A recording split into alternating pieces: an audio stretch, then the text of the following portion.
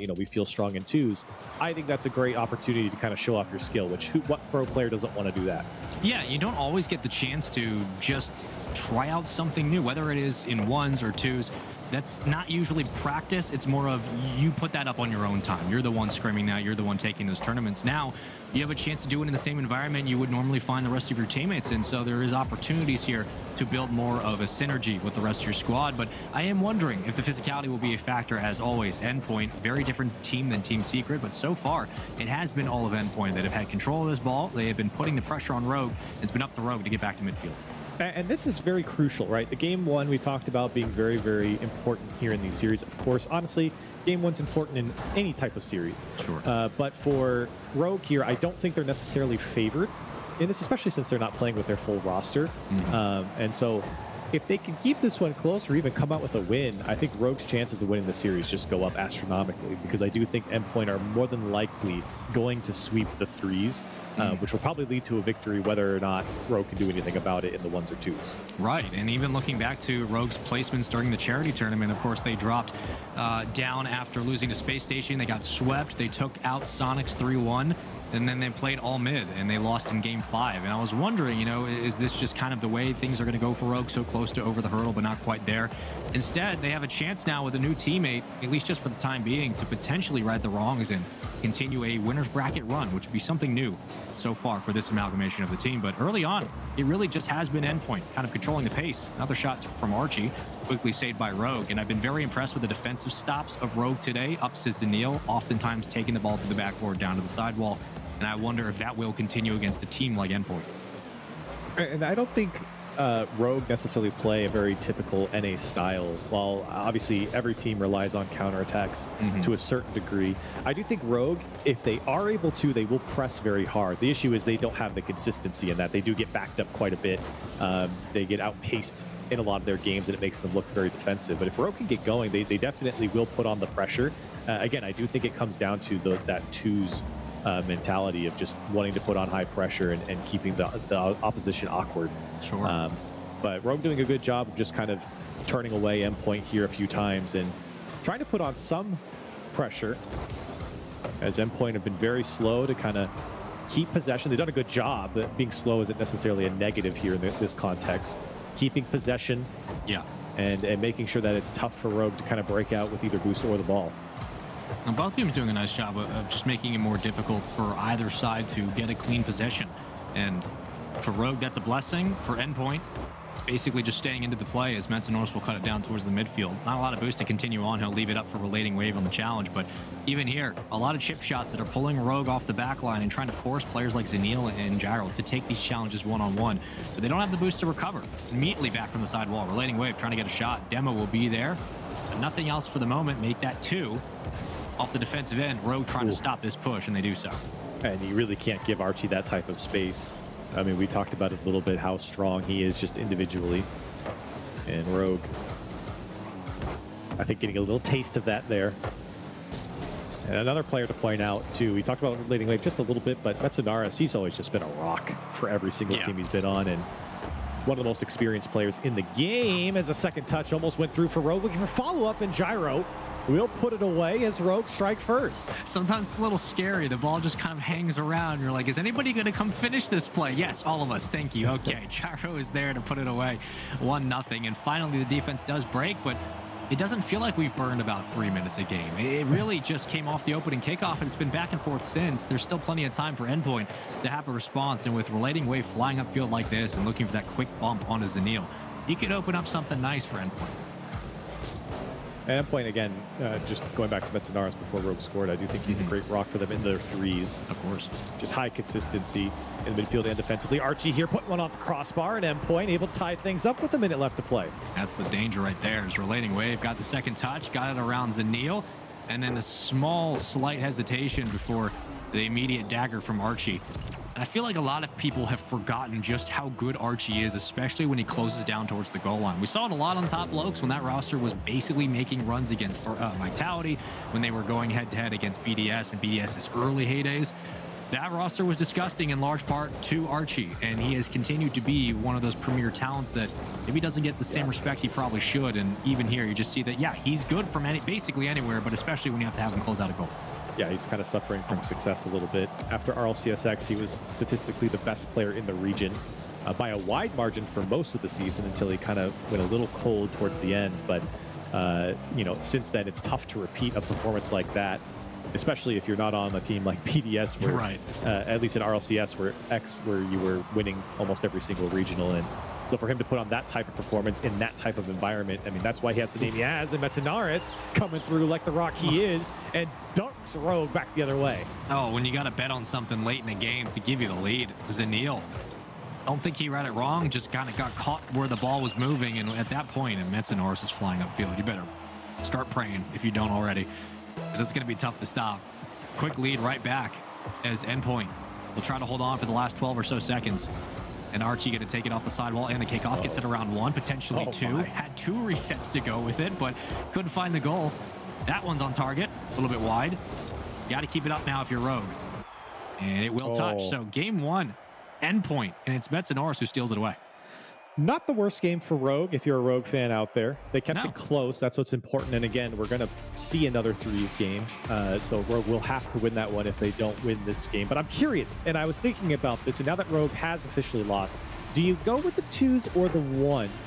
That's really the question, because I think Rogue's strongest is the 2s, but they are the only team so far. I mean, I know the other series is going, but they're the only team so far that's taken the 1s game. Just to see how Rogue makes small adjustments, because I'm sure they will, but yeah, I think that's the right call all the way through. And I was going to touch on it before we jump to the game, what we would see from Endpoint. Arching related wave is definitely, I think, the play to go here. You have the great skill in Archie, but oh my, as soon as I say it, the double tap coming out in the first 10 seconds, 15 seconds of the game. Oh, it's just wide open off the backboard. That's so hot. I mean, Gyro tried his best. He really did. He had to put a hand up, but you're not going to miss much. As soon as you get the clean touch off the backboard and no one else is around, like you're asking Archie just to pick his poison. He's going to find something. And getting a good sucker punch like that from Endpoint is exactly what you need if you're going to take down Rogue. You really, and especially when you're starting in the first 20 seconds. Exactly. Yeah, we're here. Yeah, you got to stick it to him right off the bat, because again, I think the key to success for Endpoint, because of the confidence from Rogue and 2s, you really have to keep that pressure on, and Archie's definitely the man to do it. Well, there's a lot of time on the clock. We've seen comebacks of all types, but for Rogue, you're going to have to be able to meet kind of that aggression from Archie. That's the big factor. If you could take the ball away from him or find demos, cut his lane down, you have a chance. That one's a little bit high. Might have hit the backboard, but regardless, cleared away. And Relating Wave doing a very nice job of playing it down as it carries itself towards the corner. He will save it, get it towards the front of the box, cleared out by Archie. And right now, Endpoint are doing a nice job of playing boom ball. As soon as they get boost, they're forcing Rogue to have to fly into the play and meet the challenge. Yeah, it's frustrating for Rogue right now. A lot of possession from Endpoint, using each other. Now a demo comes out, and Related Wave did get that boost. This one's going to be dropped down from Archie. Not going to be too threatening here. This is a good touch from Zanil, trying to keep pressure. Has some boost now, and a little flick on, and he gets by the first man. Archie had to bail out Relating Wave there. Rogue trying to threaten something here in the first minute and a half, as it's really been all Endpoint just controlling this game. Endpoint, of course, already lead the series 1-0 for just joining us. You've only missed a couple, but in this one, it was a very close game. The Musty almost redirects down. That's still not good enough. Good save from Endpoint to deny shot after shot and follow-up, as surely Rogue thought they had themselves a goal. Yeah, what a play from Rogue there. And I mean, even more impressive maybe was the defense from Endpoint. They were lucky that Musty there went just a bit too high, and the follow-up shot was also blocked. So great defense there from Endpoint, not panicking. But Rogue definitely getting more and more of a foothold here in game 2. The pass outs, Neil can't get over it. Good plays though from Rogue, trying to keep that pressure on. So Neil's gonna have to curve back around here to get a touch on it. Relating Wave will dunk him. That one's gonna go off the post. Gyro was just there in time. Now Zanil, this is what he was brought on to do. He gets by 1. And unfortunately, Rogue can't get by 2. And I think Rogue recognized that they're not allowed to give up the midfield for free. Like, they're going to... Wow, that was almost disgusting. They're going to have to start challenging immediately on the point of contact with all these touches, whether it's a pass that goes awry or an awkward 50. they're going to have to meet the ball every single place because Endpoint are relentless. They're not going to give up on an easy touch. They're not going to let you get anything for free. And so far, it's paid off for them. They have a 1-0 lead, and they've maintained that for about 2 minutes now, with still 2 minutes to play as we hit just under that mark. It's up to Rogue to have to meet the challenge downfield. If they can get a counterattack going, there's a chance. That'll be towards the front of the box, and again, saved away. Ooh, dangerous ball here. Archie, second touch. No more boost. He can't get down to it. That was an easy touch for him if he had some boost. But a great initial touch to keep it dangerous. Now Archie again called upon defensively. Gyro wants to take to the sky looking for the dunk. As Rogue trying to position themselves to tie things up. That one's going to come off the back wall. Gyro too far back. Archie now wanting to take it away, looking for the bump, chasing Gyro, and Gyro does get away from it. A minute and a half left to play. Both sides starting to get the better of each other as Zanil won't get through Archie. Good shot here from Gyro is weak. And Endpoint still denying Rogue every time they move down the field. And it's been a stellar defensive effort from Endpoint. And the big thing is that, one, Rogue aren't getting a lot of passes or touches towards the backboard, so they're not having to pull Endpoint off the play. But every single time Rogue put a shot on target, oh my goodness, that recovery is just filthy. The flip reset from relating wave is perfect, but what's even more perfect is the delay on it. And I think that's really what threw off Zanil. He saw Gyro go up for it and thought that Gyro might have a little bit more. And Zanil, you can see, kind of stutter stepped on it too. And that just slowed him down enough using that flip. Got him through the defense there. And Endpoint now double up their lead. Hello?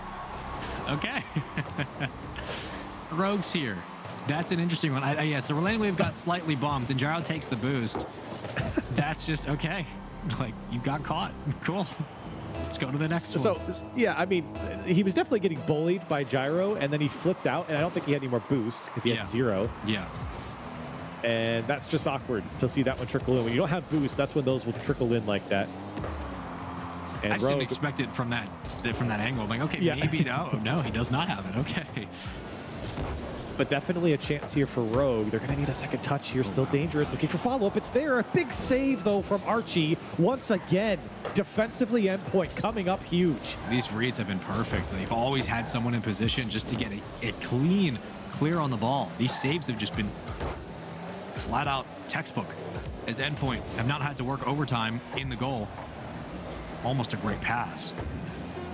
Still looking for the redirect. It won't be there. Relating wave on a breakaway chance. Can't get it over Zanil.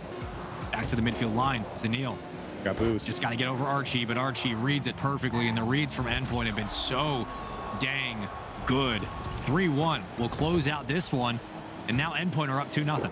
And this is where it gets a little dicey for Rogue because you just lost what, even self-proclaimed Rogue, and now Rogue forced to go in a position I don't think they would want, and that's winning a threes game against an Endpoint squad that's been playing together for a while now, and I think is definitely favored in this game mode.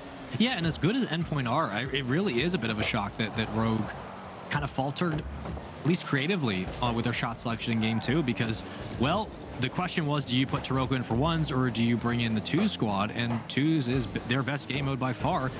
And really nothing came of it. Like you said, they looked better in the 3s. So now is a chance where you win this, you keep the series alive. You don't, you go to the lower bracket.